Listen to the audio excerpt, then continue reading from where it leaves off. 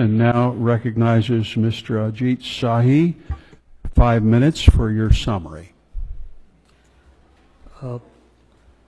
Honorable Chairman and Congressman Franks, thank you so much for inviting me here. I come from India, and as you've read my brief profile, much of the things that I have to say in my oral testimony, of course, has been covered by my co-panelist, Mr. Sifton. Two things are very important to know about the current status of human rights in India. One is, why is it happening? And two is, where do we see it going from here? The first part, Mr. Sifton, towards the end of his oral testimony, he hinted at it. And he said, we should recognize that Mr. Modi's BJP party is an actor. I would like to make a small amendment to that, and I would say it is the director and not just the actor. It is the producer of human rights violations in India. It is the director of human rights violations in India because it springs from an organization which is fundamentally racist, an organization that has indulged in human rights abuses and violence for nearly 90 years. This is an organization which is known better by its acronym called RSS, which is a self-avowed, self-confessed Hindu supremacist organization. And the BJP is a political wing of that organization.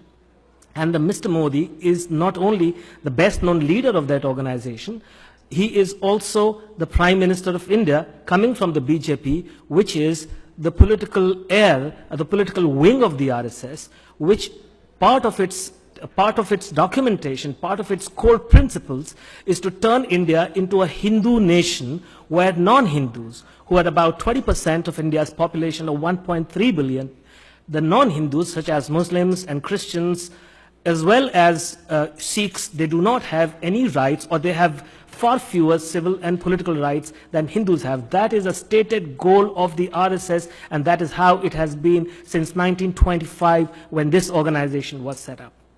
This organization was one of the people who was the main assassin of Mahatma Gandhi in 1948.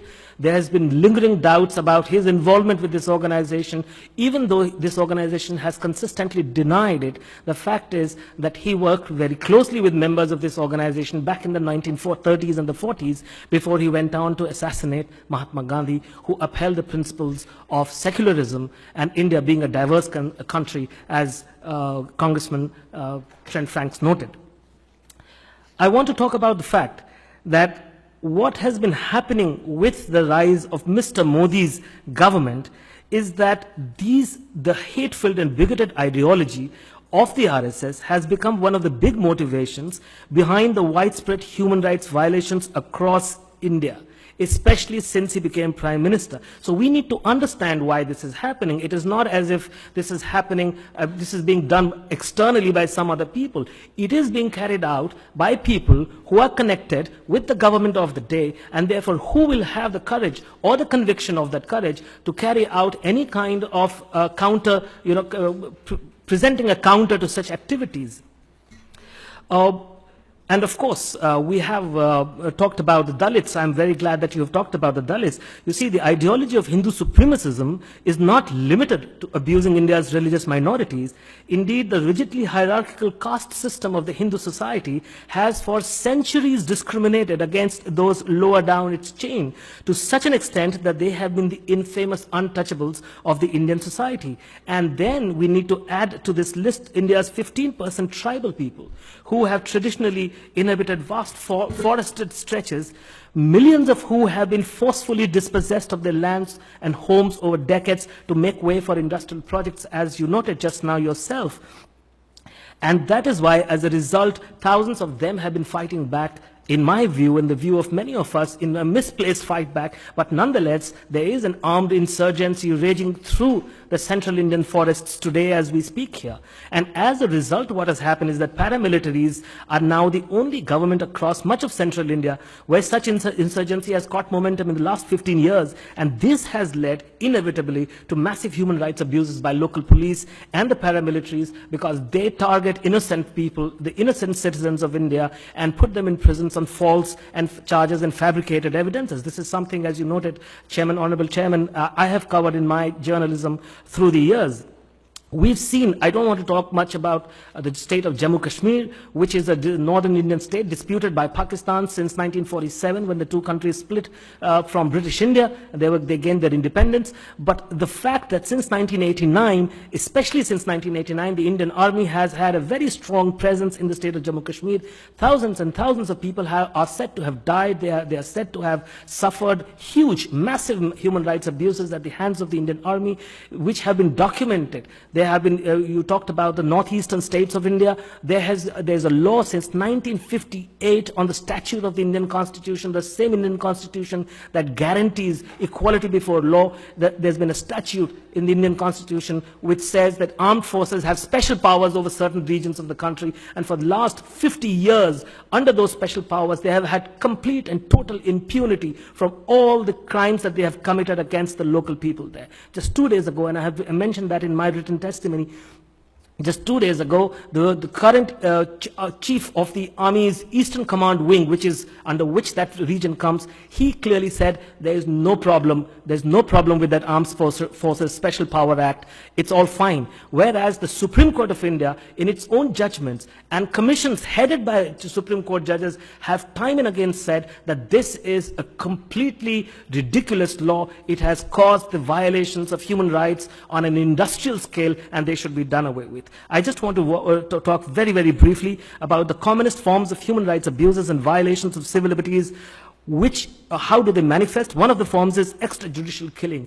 It might really come as a surprise to this commission that on an average 6 people a day are killed in extrajudicial manners in India, in prisons or in the custody of the police. More than 6 people a day, an average that has only increased over the last 15 to 20 years. When towards the turn of the century, this average used to be about 4 a day. And that is what has been increasing. Across India, well over 1,000 people die every year in the custody of police or in prison. Another way of putting them away has come to be known as quote-unquote encounter killing, whereby the police claim they shot the victim dead in self-defense after the latter had attacked them. Even this practice, the Supreme Court has come down very heavily against this. And we talked about, Congressman Trent Franks talked about the situation in Mr. Modi's Gujarat state where he was the chief minister. This practice of encounter killings was a real menace in that area, in that state, until the bunch of police officers who were responsible for the succession of such killings were caught, they were apprehended, they were accused. And I just want to complete now, just one last point I want to make, Congressman, is that a lot of innocent human beings, citizens of India, Muslims as well as Dalits and tribals, are accused falsely of terror cases, of sedition charges. They're put away in prison and they are freed. They are acquitted of those charges, but only after they have spent 10 or 20 or in some cases even 25 years in prison without once being bailed. So this is a very serious situation. I think it is important to know. The very last point, 1 year from now, I'm really worried that there are elections in India's largest state, a state known as Uttar Pradesh, which has about 200 million people as its population, 200 million.